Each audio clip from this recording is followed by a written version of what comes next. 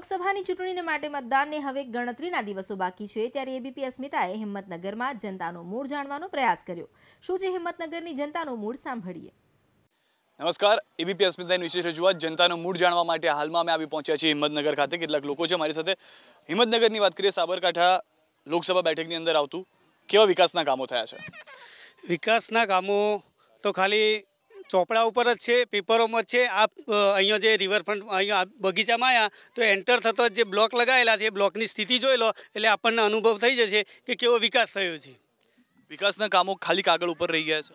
મારા મિત્રએ તદ્દન ગલત વાત કરી છે। હિંમતનગરમાં નગરપાલિકા દ્વારા વિકાસના કામો એટલા પૂર ઝડપે ચાલી રહ્યા છે। તમે જોઈ શકો છો કે કેનાલ ફ્રન્ટ જે 35-40 કરોડના ખર્ચે જે કેનાલ ફ્રન્ટ થયું છે એવું ક્યારેય અમદાવાદમાં જે રિવરફ્રન્ટ છે એક્ઝેક્ટલી એની ડિઝાઇનની કોપી છે અને એ ટાઈપનું આખું ડેવલપમેન્ટ થયું છે। તમે આ બગીચો તમે જોઈ શકો છો, આવો આખા સાબરકાંઠા જિલ્લામાં ક્યાંય આવો બગીચો ક્યાંય પણ નથી। એ સિવાય બીજા ઘણા બધા બગીચાઓ છે, રોડ છે, રસ્તાઓ છે, હોસ્પિટલ છે। આ બધા આ તબક્કે કેટલા બધા વિકાસના કામો ઓછામાં ઓછા 1000 કરોડ કરતાં વધારે વિકાસના કામો અહીંયા હિંમતનગર વિધાનસભામાં થયેલા છે।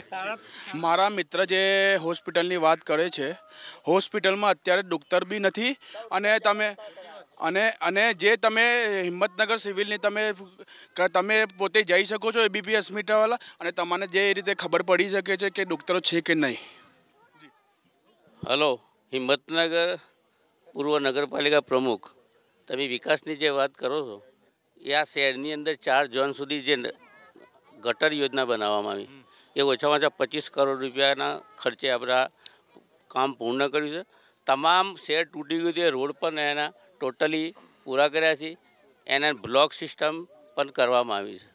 આ શહેરની અંદર આખા જિલ્લાની અંદર ઉત્તર ગુજરાતની અંદર 2 બગીચા જે મોટા છે એવા બગીચા કોઈ પણ જગ્યાએ નથી અત્યારે। વિકાસના એટલા બધા કામો થયા છે તો હિંમતનગર શહેરમાં વિકાસના અગણિત કામો થયા છે, કારણ કે જે લોકો ફીલ કરશે આ વિકાસ છે અને વિકાસ લાગવાનો છે અને જે લોકોને એમ થશે કે આમાં કશું છે જ નહીં તો એ લોકો એ નજરે જોવાના છે। 100% હિંમતનગર શહેરમાં વિકાસના કામો થયા છે। જે સરકાર તરફથી જે બી યોજનાઓ આવી છે અને જે બી ફંડ પૂરું પાડવામાં આવ્યું છે એનો 100% પૂરો ઉપયોગ કરવામાં આવ્યો છે શહેરના અને લોકોના હિત માટે। કેવા વિકાસના કામો થયા છે અહીંયા? વિકાસના કામો ફક્ત કાગળ ઉપર થયેલા છે।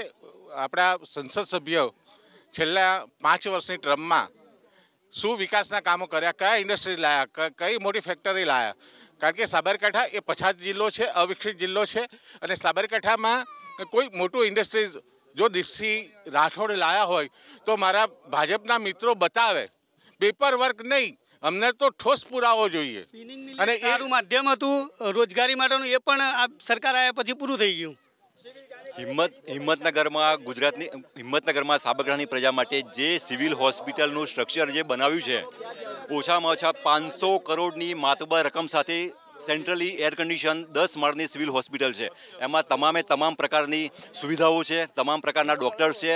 ડૉક્ટર્સ અમદાવાદથી આવીને અહીંયા એમ વિઝિટિંગ ડૉક્ટરો આવે છે। કામો થયા છે જી, આપ પણ શું કહેશો? બોલ।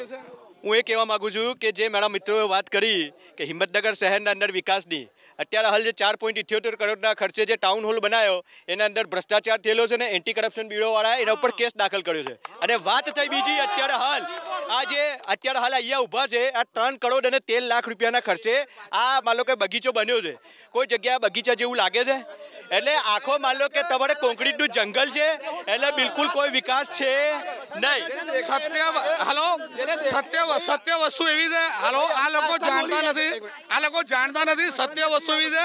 હકીકત હિંમતનગર શહેરની અંદર જે કોઈ લોકો ચાલતા આવે છે ને, જે જુઓ છે નજરેથી જોવાનું હોય એ સત્ય છે, બાકી બોલવું સત્ય નથી। આંખેથી જુઓ એ સત્ય છે હિંમતનગરમાં, આ બાકી શું વિકાસના કામો છે? અમારા મિત્ર ઇમરાનભાઈ એમ કહે છે કે આ રીતનું થયું છે, આ રીતનું થયું છે। ઇમરાનભાઈને પૂછો કે દિલ્હી જવું પડતું, પેલું જવું હોય તો મહેસાણા જવું પડતું અને પાછું અમદાવાદ જવું પડતું। આજે ભાજપના રાજમાં આ રેલવેની ટ્રેકના ગાડી અહીંયા જથ્થાબંધ ગાડીઓ આવશે અને મારા મિત્રને ત્યાં બી નહીં જવું પડે અને મહેસાણા બી નહીં જવું પડે। તો જનતાનો મૂડ જે રીતે હાલમાં કહી રહ્યો છે, પરંતુ 23મી એપ્રિલે મતદાન બાદ 23મી મે પરિણામ સાફ થઈ જશે કે કોની સરકાર બનવા જઈ રહી છે। કેમેરામેન જયરામ રબારી સાથે સિદ્ધાર્થ ધોળકિયા, એબીપી અસ્મિતા, હિંમતનગર। તો અત્યારે બસ આટલું જ। વધુ સમાચારો માટે આપ જોતા રહો આપણી ચેનલ એબીપી અસ્મિતા।